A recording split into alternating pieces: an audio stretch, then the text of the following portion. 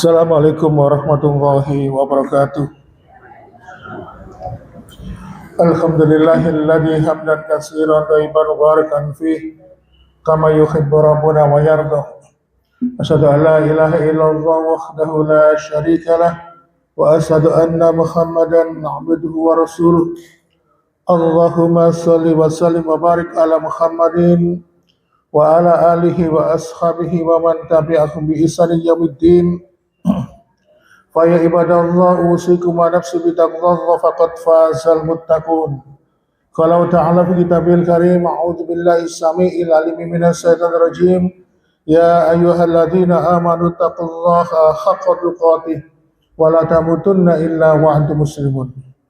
Alhamdulillah, senantiasa kita bersyukur kepada Allah Subhanahu wa taala yang telah diberikan nikmat yang begitu besar sehingga Allah hadirkan hidayah di dalam sanubari kita, karena nikmat iman dan Islam ini tidak diberikan oleh Allah kecuali kepada orang-orang yang dikehendaki mendapatkan kebaikan. Salah satu indikator seseorang itu diberikan kebaikan oleh Allah adalah ketika Allah memahamkan dia dalam perkara agama. Maka kalau ada orang yang suka menimba ilmu, terutama ilmu agama, maka dia secara tidak sadar dia juga diberikan kebaikan oleh Allah Subhanahu wa taala. Alhamdulillah, sekarang kita memasuki tahun baru Hijriah, memasuki bulan Muharram.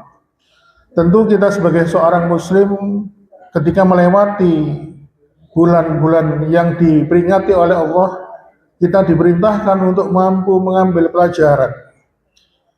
Karena seringkali ketika berganti bulan, berganti tahun, kita tidak pernah mengetahui apa faedah dan apa yang kita dulang dari pergantian tahun dan pergantian bulan. Ma'asyiral muslimin, bulan Muharram itu bulan yang banyak dipersepsikan oleh kebanyakan manusia. Dan ternyata bulan Muharram itu adalah syahrullah, yaitu bulannya Allah. Di mana disebutkan di surat At-Taubah ayat 36, inna iddatash syuhuri indallahi itsna asyara syahran fi kitabillah yauma khalaqas samawati wal arda minha arba'atun hurum zalikal dinul qayyim fala tadlimu fihi anfusihim. Ketika Allah akan menetapkan menciptakan langit dan bumi, sudah ditetapkan oleh Allah bilangan bulan dalam setahun itu 12 bulan. Minha arba'atun hurum, 4 bulan diantaranya adalah bulan yang dimuliakan. Maka di situ Allah mengatakan zalikal dinul qayyim fala tadlimu fihi anfusihim. Inilah ketetapan agama Allah dan janganlah kalian berbuat zalim dalam bulan-bulan tersebut. Oleh karena itu, ma'asyiral muslimin, bulan Muharram ini banyak diagungkan oleh banyak kalangan. Seperti kaum musyrikin Arab mengagungkan bulan Muharram, mereka juga berpuasa di hari Asyura. Kemudian kaum mukminin juga berpuasa di 10 Muharram. Orang-orang Syiah, Rafidhah juga mengagungkan tanggal 10 Muharram. Demikian juga orang-orang Nawasib yang begitu benci dengan Ahlul Bait, mereka juga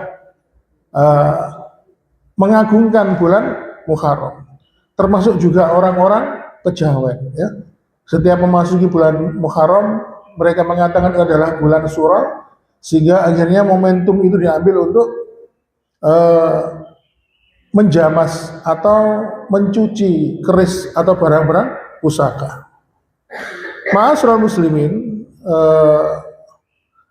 kenapa bulan Muharram ini ditetapkan sebagai awal tahun? Jadi penetapan awal tahun itu ditetapkan atas perintah Allah Subhanahu wa taala di dalam surat At-Taubah ayat 108. La takum fihi abada la masjidun uissa ala taqwa min awali yaumin ahaqqu an taquma fihi rijalu yuhibbuna ayat taharu wallahu yuhibbul mutahhirin. Dan janganlah engkau melaksanakan salat di dalam masjid itu selama-lamanya. Sungguh masjid yang didirikan atas dasar takwa sejak hari pertama adalah lebih pantas engkau melaksanakan salat di dalamnya, dan di dalamnya adalah ada orang-orang yang membersihkan diri. Allah menyukai orang-orang yang bersih. Jadi dulu itu ada masjid namanya Masjid Diror yang dibangun oleh orang-orang munafik. Tujuannya adalah untuk merongrong kaum muslimin. Maka Allah Subhanahu wa taala, janganlah kamu masuk ke masjid itu, maka jadikanlah masjid yang menjadi dasar takwalah kamu beribadah di dalamnya. Sehingga akhirnya dalam ayat ini menurut para ulama dijadikan dasar sejak kejadian itu ketika Rasulullah SAW baru saja hijrah, maka ditetapkan sebagai awal mula berlakunya tahun Hijriah. Dan bulan Muharram ini dipilih menjadi bulan pertama di dalam tahun Hijriah.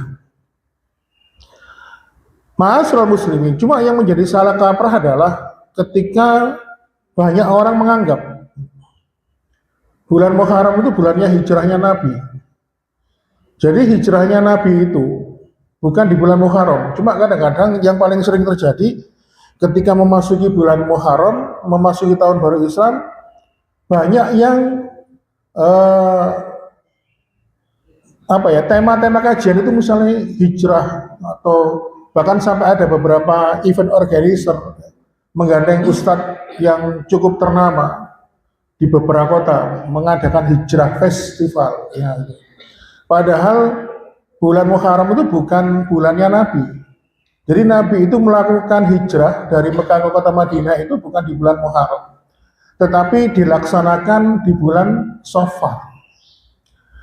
Ya, terus kemudian memulai perjalanan itu di bulan Safar, lalu tiba di Yasrib atau yang dikenal dengan Madinah pada tanggal 12 Rabiul Awal. Kenapa kok lama? Ya karena memang rute dari Mekah ke Madinah itu kalau naik mobil kendaraan non tol ya, yang tidak lewat tol itu sekitar sini jaraknya sama Solo ya, sekitar 5 jam 6 jam. Kalau pakai pesawat mungkin cuma setengah jam. Tetapi Nabi itu melakukan perjalanan hijrah itu karena apa? Sambil menghindari kepungan kaum musyrikin yang di Mekah, sehingga mencari rute-rute jalan tikus, rute-rute yang belum pernah dilewati manusia. Dan kita tahu secara geografis ya, antara Mekah dan Madinah itu banyak dihadang perbukitan, banyak pegunungan di situ, sehingga mereka pun memulai perjalanan hijrah dari Mekah ke Madinah itu tidak bisa secepat melewati rute biasanya, karena rute biasanya itu sudah dicegat di situ, dihadang. Sehingga akhirnya para ulama memberikan pendapat bahwa pendapat yang paling kuat ya, bahwasannya bulan Muharram itu bukan bulannya hijrah Nabi, tapi hijrahnya Nabi itu dilakukan di tanggal 12 Rabiul Awal. Lalu kemudian muncul pertanyaan, loh, bukankah 12 Rabiul Awal itu Maulid Nabi? Ya memang dari sekian banyak pendapat ya, ada beberapa versi, tapi pendapat yang kuat itu mengatakan Maulid Nabi itu tanggal 12 Rabiul Awal, dan di tanggal 12 Rabiul Awal itu juga tanggal wafatnya Nabi. Jadi tanggal 12 Rabiul Awal itu lahirnya Nabi, tanggal 12 Rabiul Awal itu hijrahnya Nabi ke Madinah, dan tanggal 12 Rabiul Awal itu juga waktu meninggalnya atau wafatnya Nabi Muhammad SAW. Ma'asyiral muslimin, kita kembali kepada surat atau bait 108 tadi yang mengatakan bahwa jadikanlah masjid yang dibangun di dalamnya takwa itu, jadikanlah kamu tempat berjamaah. Jadi pertama ketika Nabi itu datang ke Madinah, ketika baru saja tiba di Madinah, yang pertama kali dibangun adalah Masjid Quba ya. Jadi berbahagialah bagi panjenengan yang menjadi takmir masjid. Menjadi takmir masjid itu bukan sesuatu yang kaleng-kaleng, karena penuh dengan keistimewaan, termasuk jihad. Makanya kenapa Allah Subhanahu wa taala menjadikan jihad ini sebagai alat tukar utama kita dalam bertransaksi pahala. Makanya di dalam surat As-Saff itu, ya ayyuhalladzina amanu hal adullukum ala tijaratin tunzikum min adzabin alim tu'minuna billah wa rasulihi wa tujahiduna fi sabilillah bi amwalikum wa anfusikum, ya. Hei orang-orang beriman, maukah kamu, kata Allah, aku ajak berbisnis, berjual beli dengan aku. Apa yang kamu jual, apa yang dijual oleh manusia hamba Allah, yaitu tu'minuna billah wa rasulihi wa tujahiduna fi sabilillah bi amwalikum wa anfusikum. Ya. Yang dijual oleh kita kepada Allah adalah iman dan takwa kita kepada Allah dan Rasul, wa tujahiduna, dan jihad kita. Nah, jihad di sini memberikan pengertian adalah kita ini berusaha bersungguh-sungguh.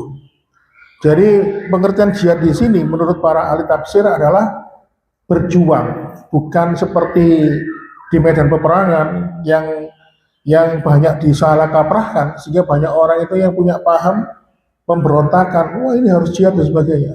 Tetapi konteks ayat ini adalah jihad itu adalah kita berjuang. Dengan apa? Bi amwalikum wa anfusikum, dengan harta dan jiwa kita. Makanya termasuk ketika kita ini menjaga di masjid itu istiqomah 5 waktu, ada azan, kemudian ada sholat berjamaah, terus kemudian kita ini kebetulan kita ini menjadi takmirnya, menjadi pengurus masjid, maka itu suatu keistimewaan. Maka jenengan kalau tahu kisahnya masjid yang di Sragen itu, yang sempat viral karena konsepnya adalah masjidnya musafir, kebetulan takmirnya itu pernah diundang di Uap di Puri kalau nggak salah ya. Itu cerita, saya dulu sebelum jadi takmir itu saya punya rumah makan hanya beberapa buah, atau sekitar 7 atau 10. Sekarang cabang saya bertambah menjadi 50 lebih di banyak tempat. Rupanya menjadi takmir pengurus masjid itu bisa memberikan keberkahan dalam hidup kita. Makanya kalau kita ini mau menjadi pelayannya Allah, ya, konsep menjadi takmir masjid itu kan menjadi pelayan, kan? Kita melayani jamaah, kita melayani orang-orang yang mencari ketenangan di dalam masjid. Tentu kita juga akan diberikan keberkahan dalam hidup kita oleh Allah Subhanahu wa Ta'ala. Dan perlu diketahui ma'asyiral muslimin, ada hukum-hukumnya, ya, kalau ada di dalam masjid itu, termasuk diantaranya dilarang mencari barang yang hilang, kemudian dilarang transaksi jual beli di dalam masjid itu, lalu kemudian dilarang menyampaikan pengumuman barang yang hilang, termasuk juga yang menjadi perdebatan di masyarakat itu bagaimana hukumnya mengumumkan kematian. Nah ini kadang-kadang yang menjadi polemik ya. Saya pernah diceritai teman takmir, ya kebetulan masjidnya itu kan mengikuti Persyarikatan Muhammadiyah. Minta tolong Pak diumumkan Pak, ini ada tetangga atau saudara kita meninggal. Terus takmirnya nggak mau, orangnya marah-marah. Ya apa sih loh, bukan begitu aturannya Pak. Karena memang beda kultur ya. Tapi sekarang hal itu bisa tergantikan dengan teknologi. Sekarang ini hampir satu warga RT kelurahan itu punya grup WA ya. Bahkan saya itu pernah dimasukkan Pak Sultan Badar Al-Kaldiri, beliau kan pengurus rukun kematian, dimasukkan ke grup kematian se-Indonesia ya. Jadi sehari itu bisa sampai 15 orang meninggal gitu. Akhirnya saya keluar dari grup. Tapi intinya yang saya ambil pelajaran itu, kematian itu menjadi pengingat untuk kita. Ma'asyiral muslimin, jadi kembali kepada mukadimah kita di awal tadi, bahwa bulan Muharram itu ditetapkan sebagai bulan pertama di tahun Hijriah, dan tahun pertama Hijriah itu ditetapkan sejak mulai Nabi itu hijrah di tahun itu. Jadi yang perlu digarisbawahi adalah penetapan awal tahun Hijriah adalah ketika Nabi melakukan hijrah di tahun itu, bukan di bulan itu ya. Tapi bulan pertama tahun Hijriah adalah bulan Muharram. Jadi bulan Muharram itu bukan bulan hijrahnya Nabi. Nah, kenapa kok Allah memilih Yasrib atau Madinah? Karena yang siap menerima secara sosial adalah Madinah. Karena dari beberapa suku ya, dari beberapa daerah yang siap menerima kedatangan Nabi itu Madinah. Karena sebelum Nabi datang, penduduk Madinah waktu itu sudah masuk Islam semuanya. Karena dulu pernah Nabi itu mengutus seorang pemuda yang bernama Mus'ab bin Umair, seorang pemuda yang tampan rupawan, yang mampu dan mau meninggalkan kemewahan hidupnya untuk ditugaskan Nabi berdakwah. Jadi dakwah itu tugas. Ya. Seperti Yayasan Hidayatullah, kalau jenengan tahu, itu menugaskan dai-nya itu di pedalaman Papua, pedalaman Kalimantan, Sulawesi. Mereka itu dibiayai oleh donatur, bahkan berjalan berkilo-kilometer menembus hutan. Kadang-kadang hanya mengajar Islam itu untuk 1, 2, sampai 10 orang. Dan ternyata di sana itu ada kompetitornya, menurut teman saya. Siapa kompetitornya? Yaitu pendeta. Ya, mereka juga masuk hutan. Makanya kenapa di bagian belahan timur Indonesia itu mayoritas agamanya Nasrani? Karena mereka gencar berdakwah, masuk hutan. Ya. Bayangkan Pak, menurut saya yang dalam pandangan kita, agama yang tidak diridhoi oleh Allah kan bukan Islam. Tapi kenapa ada orang yang mempunyai agama selain Islam seperti Nasrani? Mereka begitu meyakini agamanya, sampai rela masuk ke dalam hutan